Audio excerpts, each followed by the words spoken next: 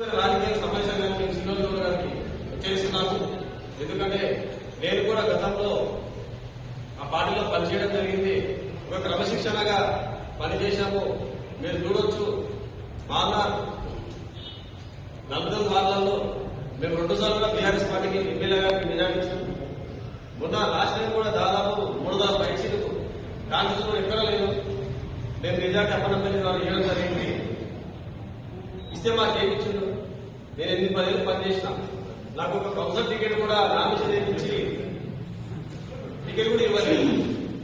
అయినా మేము ఇండిపెండెన్స్ గెలిచిన కానీ డ్రాప్ అయింది. ఎందుకంటే ఒక నాయకుడికి మనం అభిమానంతో ఉండాలి, ప్రేమతో పనిచేయాలి. రాజకీయ విషయంలో నేను ఆ రోజు ఒప్పుకునే పోయి ఇనామస్ అయ్యే టికెట్ నాది అప్పటిపల్లి 3వ వార్డు నేను విడ్డా చేసుకోవడం జరిగింది.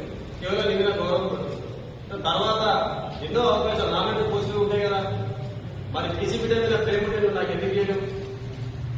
ఒక కార్యకర్తగానే మిగిలిపోయినా నేను తప్పితే నేను ఆ రోజు నేను త్యాగం చేసిన, టికెట్ త్యాగం చేసిన, పార్టీ కూడా పని చేసిన.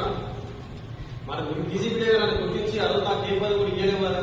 దీనికి ఏం సమాధానం ఉంది మీ దగ్గర? ఎందుకంటే తప్పులు ఎత్తుకున్న పోతే ఎన్నో తప్పులు ఉంటాయి.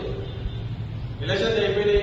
ఎమ్మెల్యే ఎన్నో ఏం చెప్పారంటే మాకు ఒకటే ఆదేశం ఇచ్చారు, మేయర్ గారికి అందరినీ కలుపుకొని పోవాలి, 60 వాళ్ళు సమానంగా మనము పని చేయాలి, ఎవరికి కూడా భేదాలు ఉందని చెప్పి.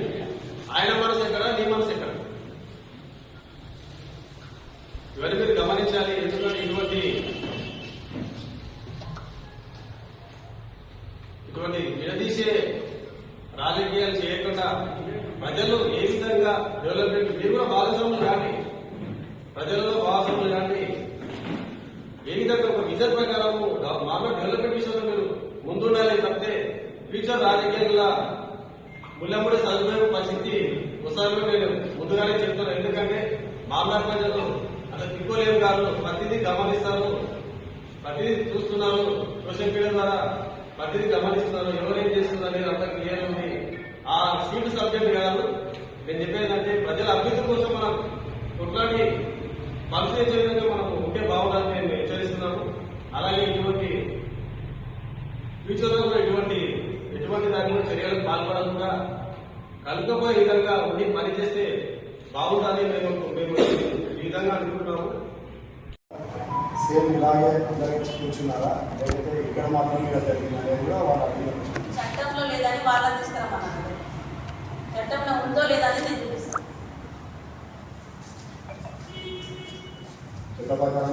చట్ట ప్రకారమే ఉంది. కరీంనగర్లో ఎవరో పెద్ద చీర వేసుకొని పైన కూర్చున్నారనే కాదు. ఆయన కేసీఆర్ లాంటి ఉండొచ్చు, డబ్బులున్న వ్యక్తి ఉండొచ్చు, పైన చీర వేసుకొని కూర్చోవచ్చు. నేను మామూలు మహిళనే కార్పొరేటర్లతో అందరితో కలిపే కూర్చోటాను. 5 ఏళ్ళు మేము సమాజానికి సేవ చేయాలని వచ్చినాం. మేము మామూలు పట్టణాభివృద్ధి డెవలప్మెంట్ చేయాలనే విధంగానే మేము వచ్చినాం. కానీ పైన చీర వేసుకొని కూర్చోవాలి అది దాని అసలు పాయింటే కాదు. మహిళలకు వాల్యూ లేదు, పైన కూర్చోబెట్టదు. అసలు మంచి మైండ్తో ఆలోచించవచ్చు కదా. బీసీ మహిళలకు ఇంతమంది సపోర్ట్ ఉన్నారు అని చెప్పి పక్కలంతా చూసుకోవాలి.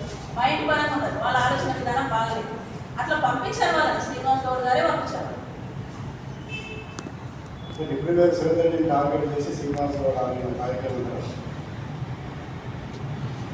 ఈ రాజకీయం అలానే ఉంది. అనుభవం ఉన్న వ్యక్తి డిప్యూటీ మేయర్ గారు, నాకు అన్నలాంటి వ్యక్తి, ఏమున్నా నాకు తెలియకుండా కూడా అన్నీ చెప్తాడు. మేమిద్దరం కలిసికట్టుగా మామూలు డెవలప్మెంట్ అనేది మున్సిపాలిటీ మంచిగా ఉంది కాబట్టి మేము చేస్తాం పనులు. మేడం, మామూలుగా మేయర్కు ఎక్కడైనా గన్మెన్కు ఫెసిలిటీ ఉంటుంది అంటే మీకు ప్రభుత్వం ఇస్తున్న తర్వాత మీరు వద్దనుకున్నారా, లేకపోతే ముందే వద్దనుకున్నారా?